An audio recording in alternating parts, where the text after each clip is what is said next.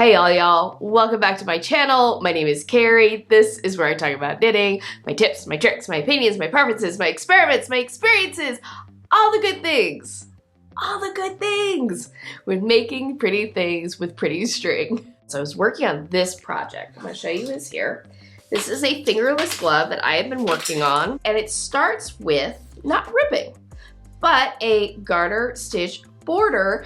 And you know, I was all prepared to do my usual long tail cast on, and then I went, wait, do I want to go with my usual long tail cast on? Maybe I want to stretch myself a little bit, explore other cast ons.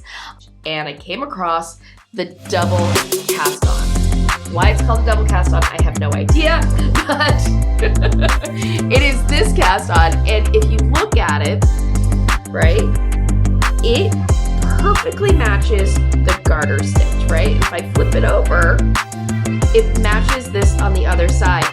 So yeah, I just really enjoyed working this cast on. It worked up quickly, it worked up pretty easily, and the way that it works is it's really creating a series of slip knots along the bottom edge. And one of the really neat things about this cast on is, unlike a long tail cast on, it only uses the yarn coming off the ball, which means you don't have to estimate any length of tail. So hit subscribe, hit the notification bell, give this video a thumbs up, and learn how to do the double cast on.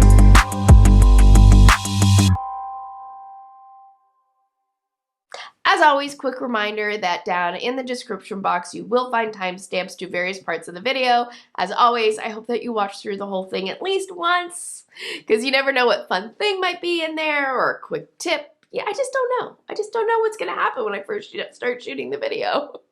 But yeah, if you need to jump to a particular piece of information quickly, timestamps are down below.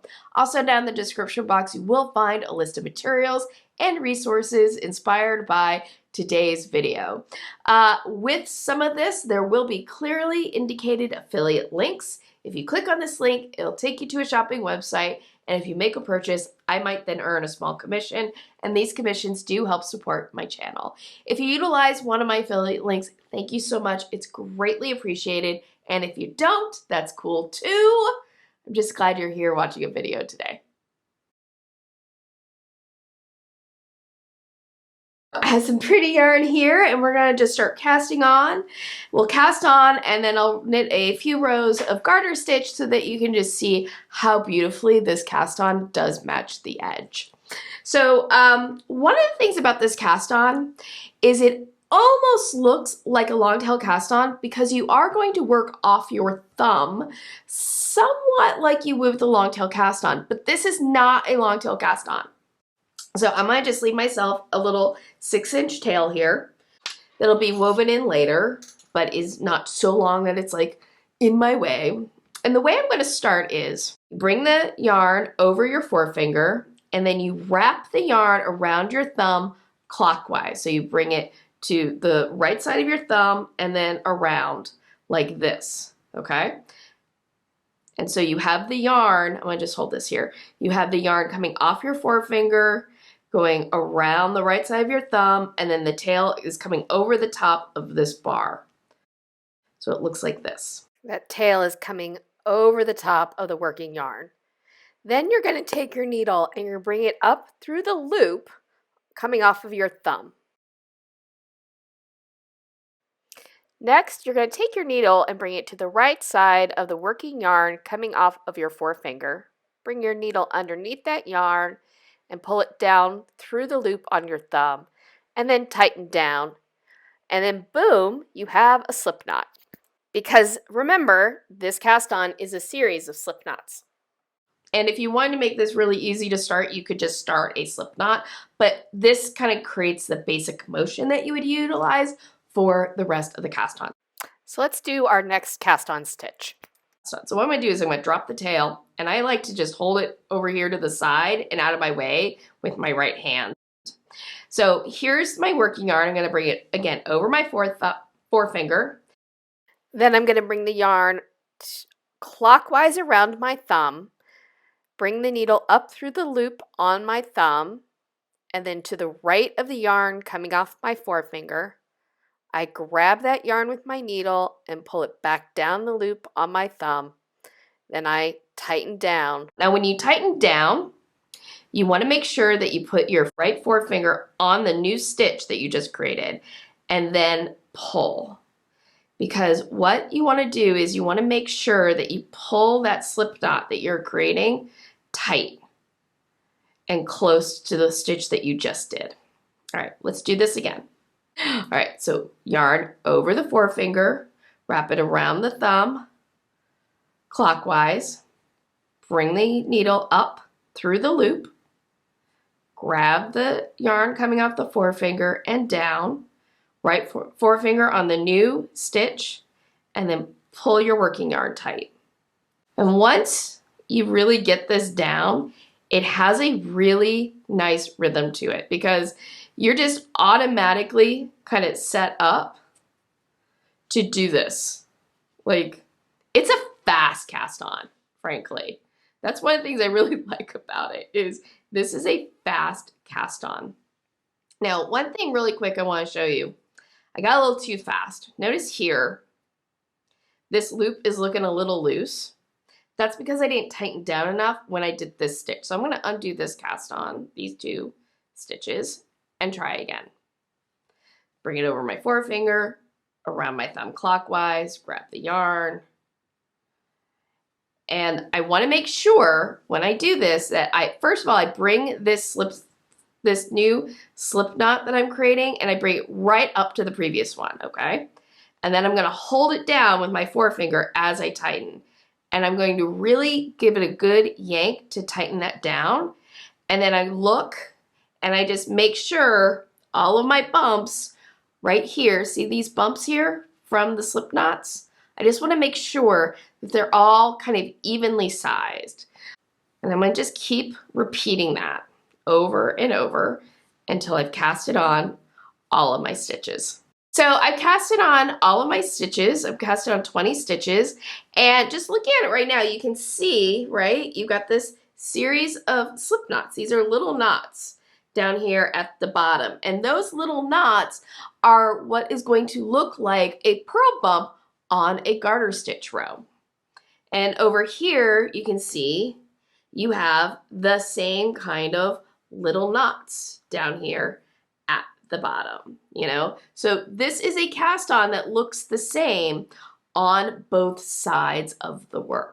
One thing you'll want to note, if you're used to doing long tail cast on and kind of noting that the tail is the beginning of your first row, you'll want to notice that with this double cast on, the tail is at the end of your first row of knitting.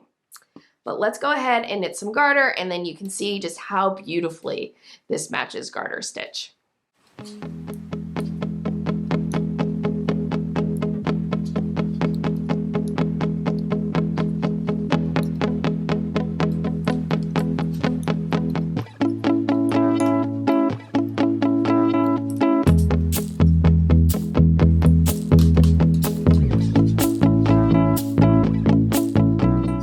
You can already see, I've only done 2 rows, and you can already see like how it just looks like another little row garter is right there at the bottom, but it's slip knots, just a series of slip knots that you're making. So I've worked a few rows of garter stitch here, and you can already see how beautifully this cast on matches the stitch pattern.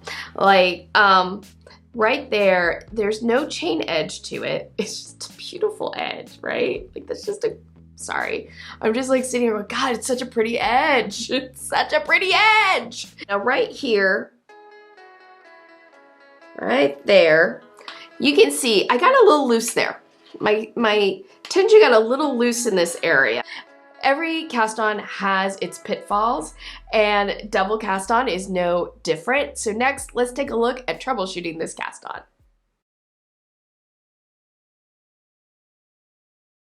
The big pitfall to me of this cast on is that it can get too loose. So let's take a look at how we can kind of work with the tension of this cast on to make sure that we get a really beautiful start to a project if we utilize this. So the first trick is, and this is true almost anytime you have a cast on that tends to be too loose, is to go down a needle size. It's not always my favorite solution in the world, but I think for this cast on, it is a great way to go. So when I did the first sample, I used a size 8 needle, so I'm going to switch one of my tips out for a size 7 needle this time.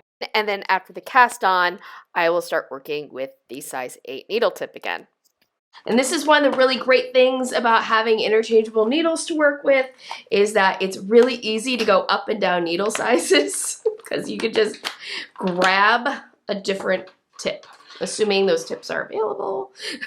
This is why it's also nice to have several sets of interchangeable needles. I'm not saying you need like 6 or 7 of them like I have, but I'm just saying it's nice to have more than one.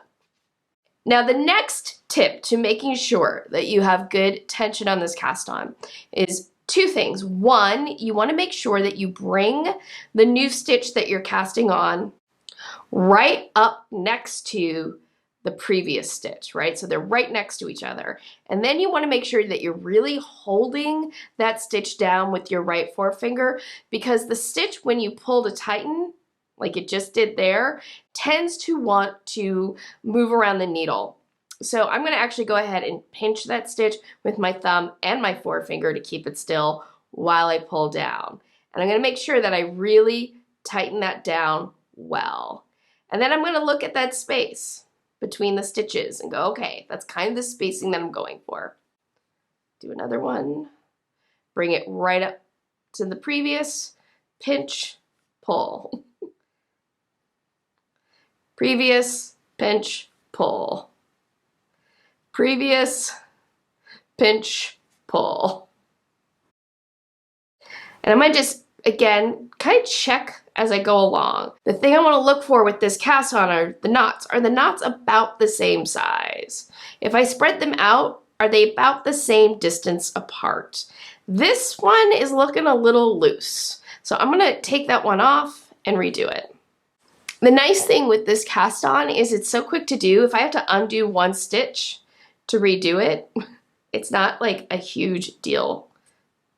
But the thing is, you do need to make sure that you pull this really tight and firm when you pull this. So really kind of 3 keys, 3 things to look for and things that you can do to make sure that you get nice tension with this cast on. 1, if things are too loose, consider going down a needle size. That is always helpful. 2, when you make the new stitch, making sure that you butt it right up next to the previous stitch so that you reduce the amount of spacing between each of the slip knots. That's going to help with your tension. And 3, making sure that when you tighten that stitch, that you have a good hold of the new stitch so it's not flopping all around the needle, but that when you tighten it down, you are tightening it down and making kind of the same size slip knot as your previous slip knots. If you kind of keep an eye on those 3 things, you should have a beautifully tensioned cast on. Done again just a few rows, but you can already see how nice that tension is now on the cast on row. And you know, the other thing about this cast on is the fact that it is very elastic and it moves with the garter stitch beautifully. And I don't really see a lot of tension issues there now. So yes, I would utilize this cast on when I'm working a project with garter stitch, and I'd like the beginning of that garter stitch to be almost, it seems like it just started right away with stitches. You know, no noticeable chain or slants the way that you get with knitted on cast on or you get with long tail cast on. One time that I would probably avoid utilizing the double cast on is if I needed a cast on that was a bit more firm and kind of held its shape really well. Then I would want something a little bit more like long tail cast on or a chain like cast on like you get with knitted on cast on. But this is definitely a great tool to have in my toolbox. Hey, Ed and Carrie here. Couple of quick notes here at the end I wanted to add. One is about a matching bind off. The double cast on doesn't really have a matching bind off the way that long tail cast on does, or knitted on cast on does. But what you can do to get a bind off that looks similar, at least on the public side of the work, is to use your standard chain bind off, but instead of using knit stitches, use purl stitches. I'm going to do a video about this later on, but when you use purl stitches to bind off, it causes that chain edge to actually turn towards the back of the work, and then it looks like purl bumps on the public side. The other thing I wanted to mention real quick here at the end is a recommendation. The book where I learned this cast on from is Capsis's Cast On Bind Off 211 Ways to Begin and End Your Knitting. I love this book. This is one of my go-to reference books. I've learned so much from it, and it's just a wealth of information, not just on a wide varieties of cast-ons and bind-offs, but also on matching your bind-offs, how to choose a bind-off for a project. It's just a lot of great information. Of course, there will be a link for this down in the description box. This will be a clearly marked affiliate link. So if you utilize my affiliate link, thank you so much. I greatly appreciate it. And if not, that's fine too. But I still highly recommend you get your hands on this book. So I'd love to hear from you. Is this a cast on that you think you'd add to your own knitter's toolbox? What are some of the cast ons that you really enjoy doing and why? What do you look for in your cast ons? I'd love to hear it down in the comments. Thank you so much for joining me today. I hope that you enjoyed this video. If you did, please make sure to give it a thumbs up. Liking videos, sharing videos, and commenting videos are all a great way to help support my channel, grow this community, and yeah, keep this going because I really love providing this information to all of y'all. Also, if you'd like to support my channel, please make sure to hit subscribe and the notification bell. Hitting the notification bell will ensure that you get notified whenever I upload a new video or I start a live stream. That is it for me today. I hope that you have a wonderful day, evening, weekend, weeknight, whenever you may be watching this. And as always, happy health and happy making. Bye. Give this video a thumbs up and learn all about the double knit cast on, double stitch. All right, let the fun begin. Fun, fun, gonna learn a way to start a beautiful edge to garter stitch, cha-cha-cha. If you don't know what the 2021, pass it off, make along, yarn along. Let's try that again. Here I am, I'm at my end. One thing you'll want to note, if you're onto the ground with you, I'm all arranged now. Okay. Yes, nailed that video today, I feel like. Alrighty.